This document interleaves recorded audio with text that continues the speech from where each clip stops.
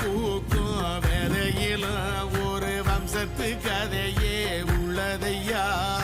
100 தலைமுறை சேர்ந்து செதுக்குன ஈர நலம் இது பாறையா